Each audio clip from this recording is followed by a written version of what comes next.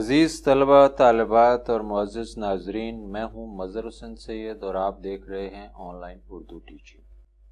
2021 کی پہلی ویڈیو کے ساتھ حاضر ہوں۔ سب سے پہلے آپ کو نئے سال کی بہت بہت مبارک ہو۔ میں امید کرتا ہوں کہ آپ کا نیا سال بہت اچھا گزرے گا۔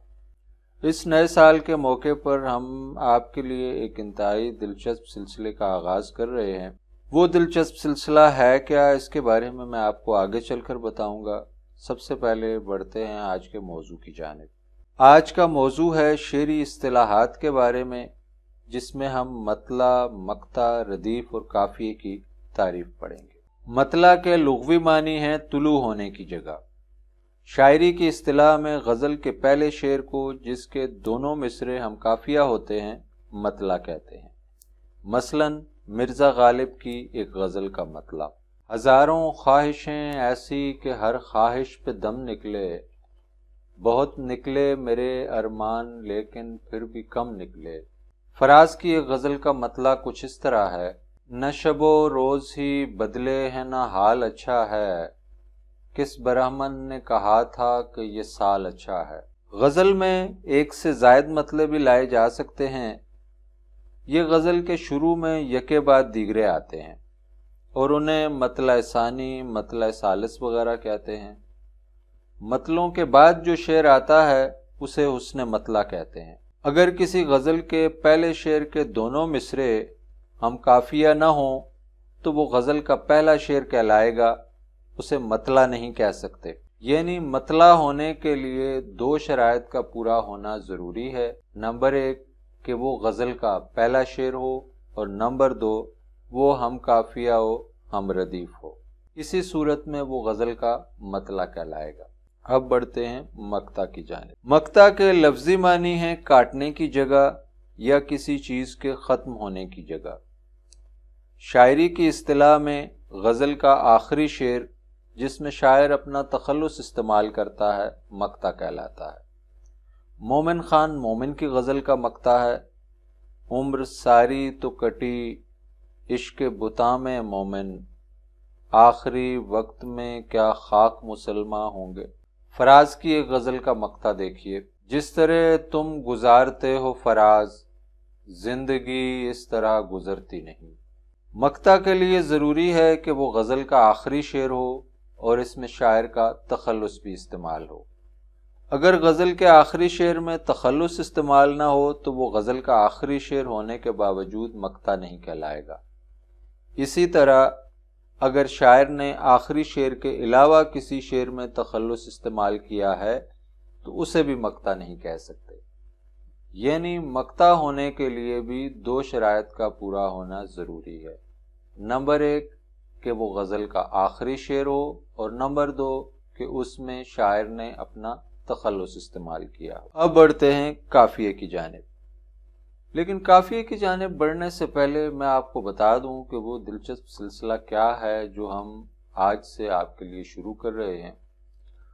وہ سلسلہ یہ ہے کہ ہر ماہ ناظرین سے ایک سوال پوچھا جائے گا، اور جو ناظر اس سوال کا درست جواب دے گا اس کے لیے ہم ایک تحفہ پیش کریں گے۔ وہ پاکستان میں کہیں پر بھی ہوگا، وہ تحفہ اسے بذریعہ ڈاک ارسال کیا جائے گا۔ تو آج کا سوال کیا ہے، یہ ہم آگے چل کر آپ کو بتائیں گے۔ اب بڑھتے ہیں قافیے کی جانب۔ قافیے کے لفظی معنی ہیں پیچھے آنے والا یا پیچھے چلنے والا۔ شاعری کی اصطلاح میں ہر شعر کے آخر میں یا اگر ردیف ہو تو ردیف سے پہلے آنے والے ہم آواز الفاظ کو قافیہ کہتے ہیں۔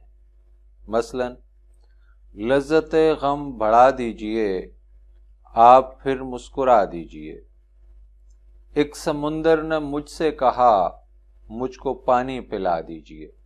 پہلے شعر میں بڑھا اور مسکرا قافیے ہیں اور دوسرے شعر میں پلا قافیہ ہے۔ قافیہ قصیدہ اور غزل کے مطلع کے دونوں مصروں میں اور پھر ہر شعر کے دوسرے مصرے میں آتا ہے۔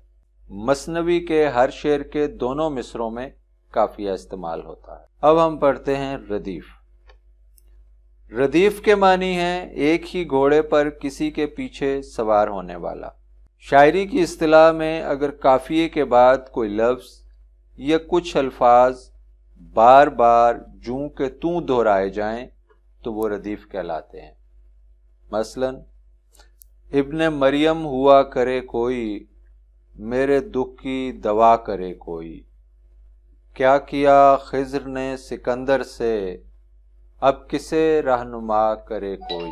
غالب کے ان اشعار میں کرے کوئی ردیف ہے۔ سب کو دشمن بنا لیا میں نے، آپ سے دل لگا لیا میں نے، اس شعر میں لیا میں نے ردیف ہے۔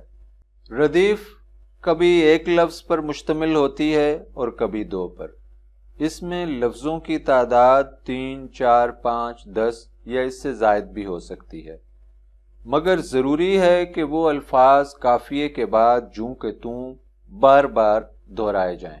طویل ردیف کی ایک مثال بھی میں آپ کے سامنے پیش کر دیتا ہوں۔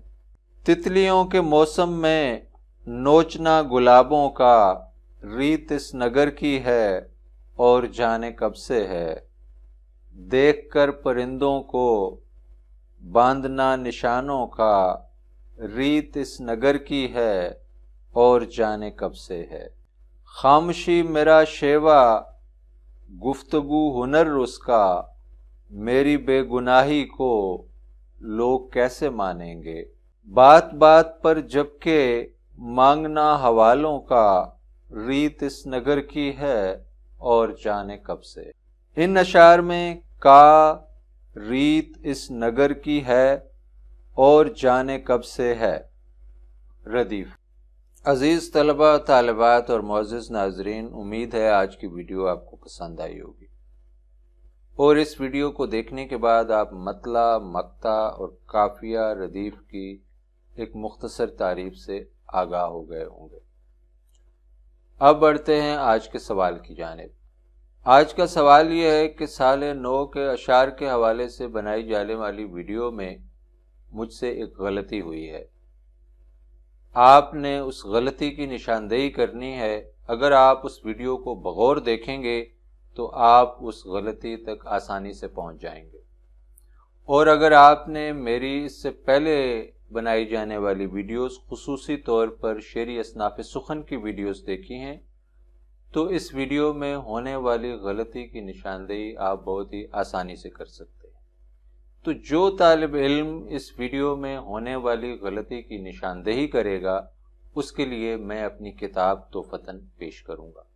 آپ نے کرنا یہ ہے کہ اس غلطی کی نشاندہی کرنی ہے اور مجھے واٹس ایپ پر بتانا ہے۔ واٹس ایپ کا نمبر جو ہے اس ویڈیو کی ڈسکرپشن میں موجود ہے۔